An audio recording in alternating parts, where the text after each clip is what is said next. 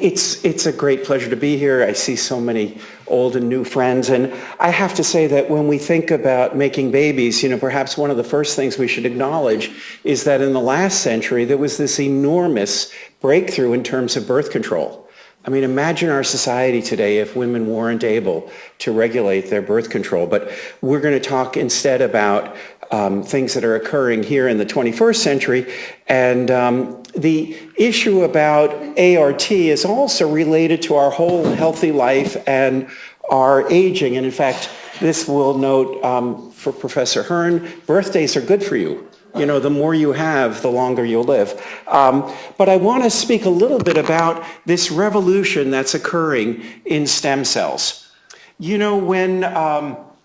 Until Dolly was born, we all thought that time moved in one direction, that you started as gametes, you went through fertilization, you went through implantation, then you finally were born. If you were an academic, you got a grant or two, and then you died.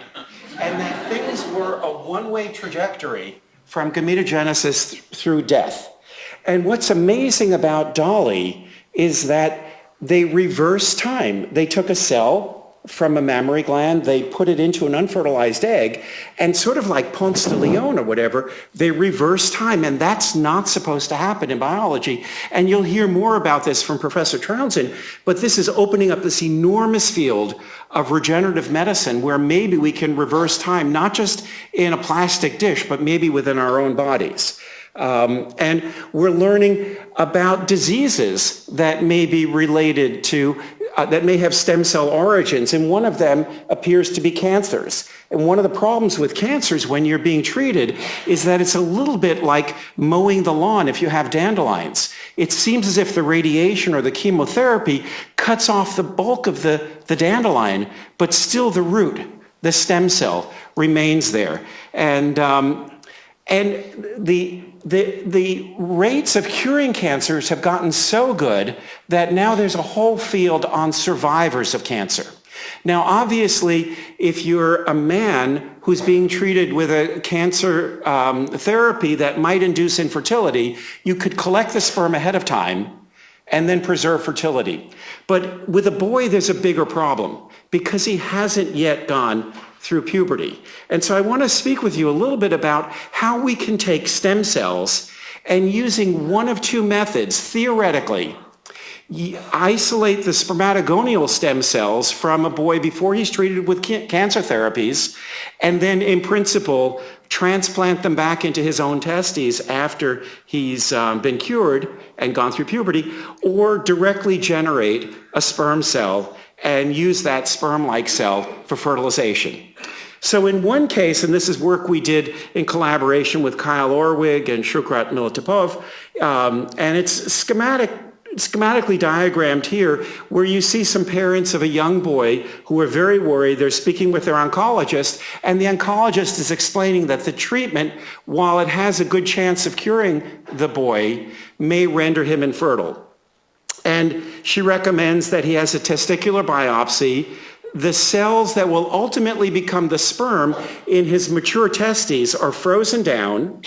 He then is treated, cured from the cancer, and then he goes to maybe the University of Melbourne, God forbid Monash, but he goes through some university, establishes his career, and then later these frozen spermatogonial stem cells, these are cells that are not yet sperm, these are cells that will become sperm after he goes through puberty, are reintroduced by ultrasound, and you can tell everything's happy because the kid has a balloon, and this is his biological child. Please don't believe that a schematic diagram is reality in 2014, right? I mean, this is forward-looking. We've replicated much of this, except by the Monash University business, in monkeys. And then there's another technique where in principle, wrong direction.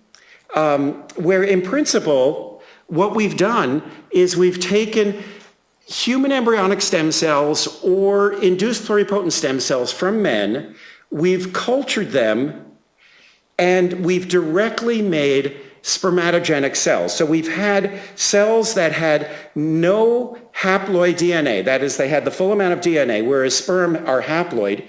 And after culturing them in a spermatogonial stem cell culture, in these human sperm, we've made roughly 4% of the cells to be sperm-like. Actually, they become round spermatids for the experts in the audience. And so what we've been able to do with human cells is taken fibroblasts, made stem cells from them, and in a culture, we've been able to make about 4% of those cells to be early precursors of sperm. They're haploid, they're properly imprinted, but we know that they won't be yet useful for infertility purposes, in part because we've worked with monkeys. Doing ART with monkeys is similar to doing ART with humans, except the reimbursement's a little bit different, but you do get the benefit of naming them. So we've worked with testicular sperm, and we've made Tess and Tickler.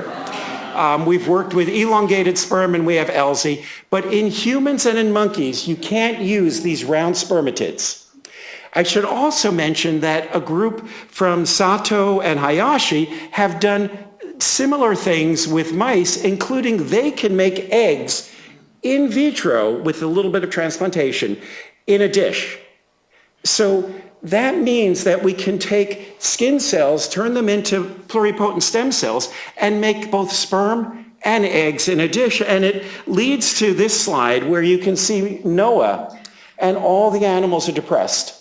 And he says, nope, we're only taking tissue samples. And most zoos now are saving tissue samples because there is a theoretical possibility of preserving endangered species. Now, I want to switch over for a couple of minutes because these methods for producing sperm-like cells in a dish, I don't think will ever be safe clinically. I don't think that we'll ever be able to properly replicate nature in a plastic dish and make healthy sperm in a dish. However, I do think we may be able to try to understand some of the root causes of male infertility, or maybe even discover what methods for treating cancers that don't destroy the male germ cells. And so there will be ways of moving forward here. I sort of like this slide on the genetics of male infertility. When I was a student back in Berkeley in the last millennium, we learned that the genetics of infertility was that if your grandparents didn't have children and your parents didn't have children, the likelihood was that you weren't going to have children. But I don't want to spend too much time on that. But there are methods that have been developed over the last several years that are truly remarkable. And perhaps most remarkable is ICSI, which is a very significant advance. So in this method, you aspirate a single sperm into a needle. Ever since Bill Clinton left office, we don't use the verb suck anymore. But you then hold my apologies. You hold the egg in I hope that's not me. Anyway, the sperm gets injected into the egg, and remarkably, development starts. And what's so special about this technique is you can have a handful of sperm and still end up with offspring. It's really quite amazing. And in some ways, it's almost remarkable that it works so well. And this technique has been used to now theoretically help women who have mitochondrial diseases. And I think all of you know that you get your mitochondria from your mother. I understand that Father's Day is about to occur here in Australia. It's the first Sunday in September. And I'd like you to remember, and you'll hear more of this from Professor O'Brien, that your father makes a number of absolutely irreplaceable contributions. And one of those happens to be this centriole. And so in the spirit of gender equity, if you remember your mitochondria on Mother's Day, please remember your centrioles on Father's Day. So here's a human egg in which a sperm has entered, and you can see the two centrioles came from the father, these two green dots. And again, here's a human egg where two sperm have entered. You can see two sperm tails, and you have four centrioles, each from the two sperm. And we've also examined what happens between the difference, what's different between fertilization by ICSI versus IVF. And it seems as if that there are some unknown factors that allow us to select, that allow nature to select the best sperm that allows to get into the egg, whereas by IVF, an andrologist, embryologist looks at the audience and says, ooh, that's a cute one, and then uses that one. We also found that if there's foreign DNA on the surface of the sperm, that DNA can be transferred into the egg during ICSI. We call this potentially infectious route immaculate infection. And you can see that the sperm DNA is actually coming into the egg.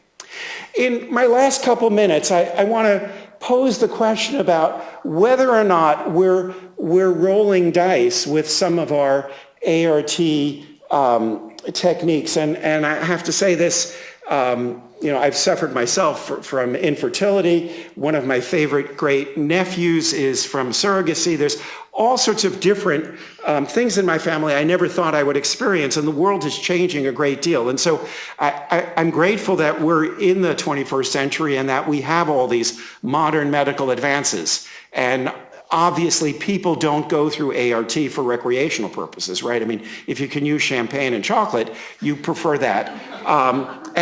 And here, I think you're all blessed to be in Australia.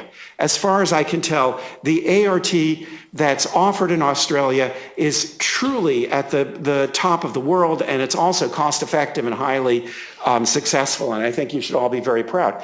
Now, there are methods that are coming along that cause me to worry.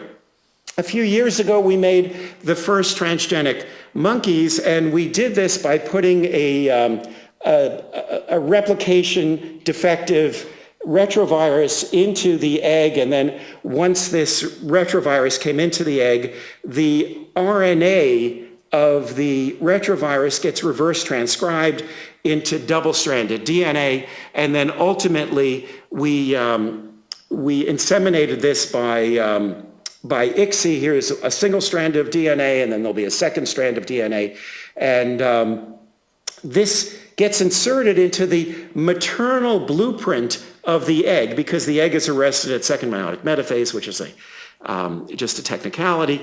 But so we know that we're putting this gene into the egg's DNA, which is arrested at the second meiotic spindle. We now came back and did ICSI, and I sort of wish I had the Jaws theme song for this animation, because you'll see that the sperm moves just like the shark, but regardless, the egg develops. And what worries me about this technique, is that colleagues in China now have used a very sophisticated method called CRISPR, which is remarkably effective for genetically modifying almost any cell.